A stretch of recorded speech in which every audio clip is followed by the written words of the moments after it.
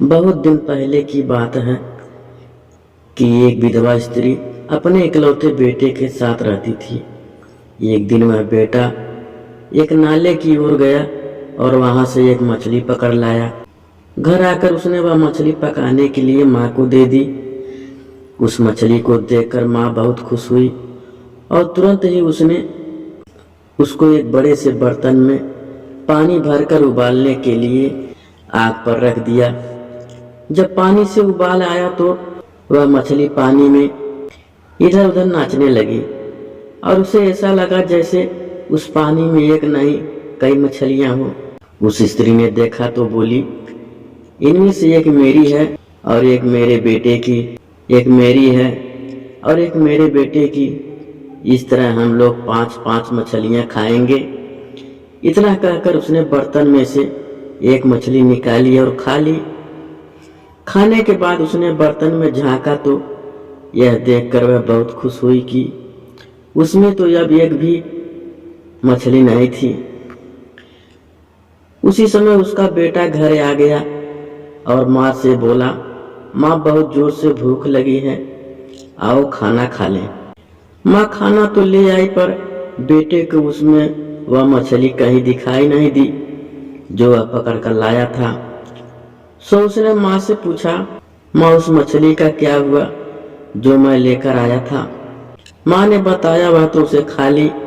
यह सुनकर बेटा बहुत दुखी हुआ कि अब वह खाने के साथ मांस नहीं खा सकेगा। उसकी माँ भी बहुत दुखी थी। कुछ ही देर में उसको एक तरकीब सूझी। वह उठी, उसने एक लाल रंग बीज लिया और उसको मोम से अपने पिछवाड़े पर चिपकाकर एक नदी की ओर चल दी जहाँ जंगली जानवर पानी पीने आया करते थे। उस नदी पर पहुंचकर वह नीचे झुककर पानी पीने लगी। तभी एक हिरन वहां पानी पीने आया, पर वह उस लाल रंग के बीज को देखकर डर के मारे भाग गया। रास्ते में उसको एक बारहसिंघा मिला तो उसने उसको बताया कि आज नदी पर उसने क्या देखा, पर बारहसिंघों को हिरन की बातों पर विश्वास नहीं हुआ।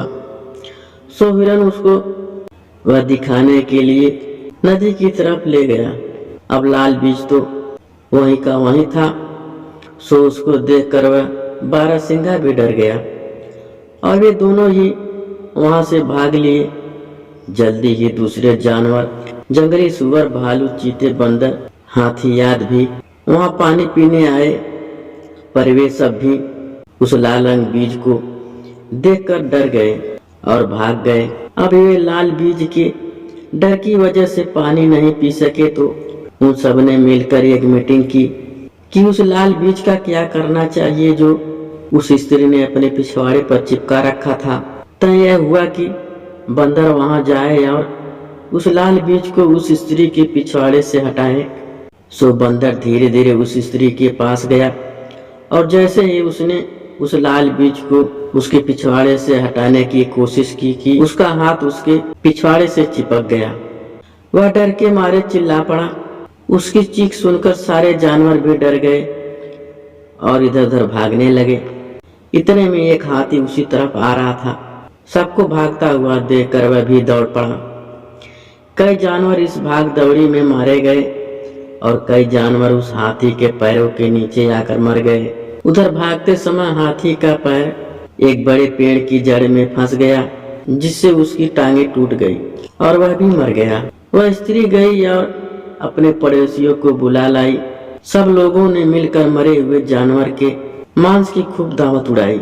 वह सब मांस इतना ज्यादा था कि आदमियों ने भी खूब मांस खाया और जानवरों ने भी खूब खाया, पर फिर भी वह बचा रहा।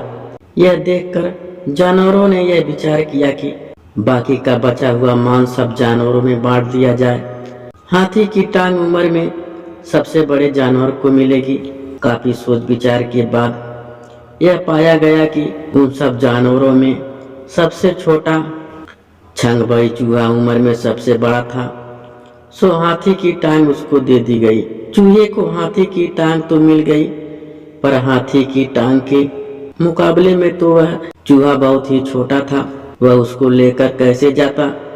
अब क्योंकि वह उसको अकेले उठाकर नहीं ले जा सकता था, सो उसने अपनी बहन के बेटे को अपनी सहायता के लिए बुलाया, लेकिन वह टांग तो इतनी भारी थी कि वे दोनों मिलकर भी उसको नहीं उठा सके। बल्कि इस समय मेहनत में छगई के पेट में से हवा और निकल गई। हवा निकलने की आवाज सुनकर उसका भतीजा जबी भी खूब हंसा। जबी को हंसता देखकर छबई को अधिक गुस्सा आया। उसने उसके पिछवाड़े पर एक जोरदार का हाथ मारा। बेचारा जबी गिरते गिरते बचा। फिर उसने हाथी की टांग के पास ही एक गड्ढा खोदकर अपना बिल बनाया और वहीं रहने का विचार किया।